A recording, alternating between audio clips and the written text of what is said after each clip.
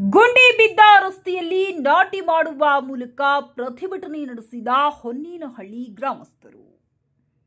ಕೆಆರ್ಪೇಟೆ ತಾಲೂಕಿನ ಹಕ್ಕಿಹೆಬ್ಬಾಳು ಹೋಬಳಿಯ ಹೊನ್ನೇನಹಳ್ಳಿ ಗ್ರಾಮದ ರಸ್ತೆಯಲ್ಲಿ ನಾಟಿ ಮಾಡುವ ಮೂಲಕ ಪ್ರತಿಭಟನೆ ನಡೆಸಿದರು.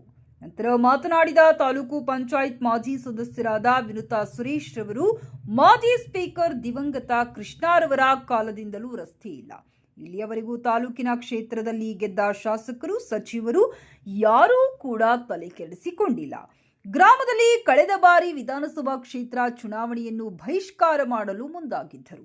ನಂತರ ಕ್ಷೇತ್ರದ ರಾಜಕೀಯ ಪಕ್ಷಗಳ ಮುಖಂಡರು ಚುನಾವಣೆಯನ್ನು ಬಹಿಷ್ಕಾರ ಮಾಡಬೇಡಿ, ಮುಂದೆ ನಿಮ್ಮ ಗ್ರಾಮದ ರಸ್ತೆ ಕಾಮಗಾರಿಯನ್ನ ಮಾಡಿಸುತ್ತೇವೆ ಎಂದು ಆಶ್ವಾಸನೆ ನೀಡಿ ಇಲ್ಲಿಯವರೆಗೂ ಯಾರೂ ಸಹ ತಿರುಗಿ ನೋಡಿಲ್ಲ ಎಂದು ಆಕ್ರೋಶ ವ್ಯಕ್ತಪಡಿಸಿದರು.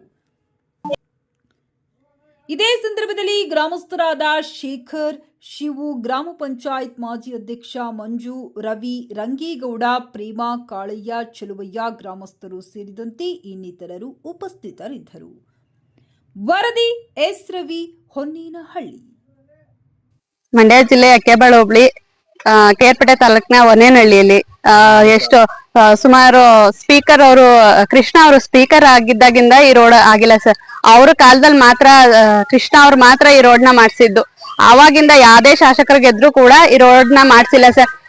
ಆಲೇನಹಳ್ಳಿಯಿಂದ ಹಿಡಿದು ಮಂದಗೆರೆ ತನಕ 5 ಕಿಲೋಮೀಟರ್ ರೋಡ್ ನ ಯಾರು ಮಾಡ್ಸಿಲ್ಲ. ಮಕ್ಳು ಇಲ್ಲಿಂದ ಸರ್ 50 ಮಕ್ಳು ಶಾಲೆಗೆ ಹೋಗ್ತವೆ ಸರ್ ಆಲೇನಹಳ್ಳಿಗೆ. ಈ ಗುಂಡಿ ಒಳಗೆ ಹೆಂಗ್ ಸರ್ ಮಕ್ಳು ಶಾಲೆಗೆ ಹೋಗ್ತವೆ? ಬಸ್ಗಳು ಬರಲ್ಲ ಸರ್, ಮಕ್ಳು ನಡ್ಕೊಂಡು ಹೋಗ್ತಾರೆ. ಆಮೇಲೆ ಯಾವ್ದೇ ಶಾಸಕರು ಕೂಡ ಇಲ್ಲಿಗೆ ಗಮನ ಹರಿಸ್ತಿಲ್ಲ ಸರ್. ನಾವು ಕೂಡ ಮುಖ್ಯಮಂತ್ರಿಗಳಿಗೆ ಲೆಟರ್ ಕೊಟ್ಟಿದೀವಿ, ಶಾಸಕರಿಗೆ ಲೆಟರ್ ಕೊಟ್ಟಿದೀವಿ ಸರ್. ಆದ್ರೂ ಯಾರು ಕ್ರಮ ತಗೋತಾ ಇಲ್ಲ. ಈ ಹಳ್ಳದಲ್ಲಿ ಮಳೆ ಬಂದ್ರಂತೂ ನಾವು ಹೋಗಕ್ಕಾಗಲ್ಲ ಸರ್. ನಾವು ಕೂಡ ಈ ಗ್ರಾಮದಲ್ಲೇ ಹುಟ್ಟು ಎಜುಕೇಟೆಡ್ ಆಗಿದ್ದು. ನಾವು ನೋಡ್ದಾಗಿಂದನೂ ಈ ಗ್ರಾಮದಲ್ಲಿ ರೋಡ್ ಇಲ್ಲ ಸರ್. ಮೂಲಭೂತ ಸೌಕರ್ಯಗಳು ಕೂಡ ಇಲ್ಲ. ಶಾಸಕರು ದಯಮಾಡಿ ಈ ಕಡೆ ಗಮನ ಹರಿಸ್ಬೇಕು ಸರ್. ವಿನುತಾ ಸುರೇಶ್ ಅಂತ ಹೇಳಿ, ಮಾಜಿ ತಾಲೂಕ್ ಪಂಚಾಯತಿ ಸದಸ್ಯ ಸರ್. ನಮಸ್ತೆ ಎಲ್ಲರಿಗೂ.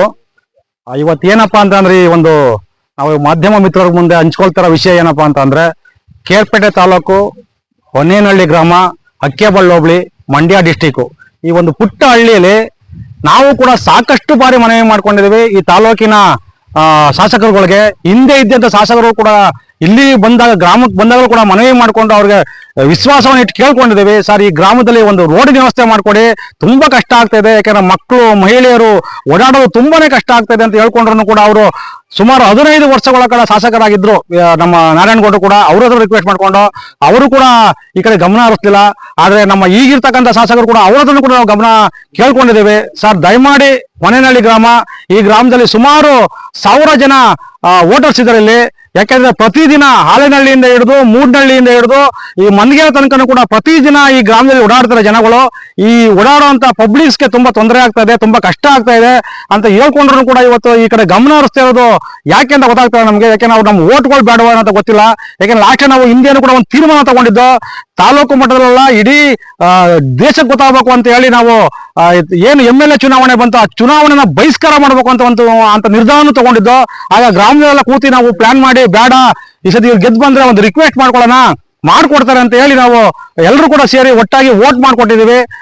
ಏನಕ್ಕೆ ಈ ನಮ್ಮ ಊರನ್ನ ಕಡೆಗಣಿಸ್ತಾರ ಅಂತ ದಯಮಾಡಿ ಗೊತ್ತಾಗ್ತಾರೆ ನಮ್ಗೆ. ದಯಮಾಡಿ ಶಾಸಕರು ನಿಮ್ ಮುಂದೆ ಕೈ ಮುಗಿದು ಬೇಡ್ಕೊಳ್ತಾ ಇದೀವಿ, ದಯಮಾಡಿ ಈ ರೋಡನ್ನ ಒಂದು ಕಂಪ್ಲೀಟ್ ಮಾಡ್ಕೊಡಿ ಅಂತ ವಿನಂತಿ ಮಾಡ್ಕೊಳ್ತಾ ಇದೀವಿ. ನನ್ನ ಹೆಸರು ಶೇಖರ್ ಅಂತ.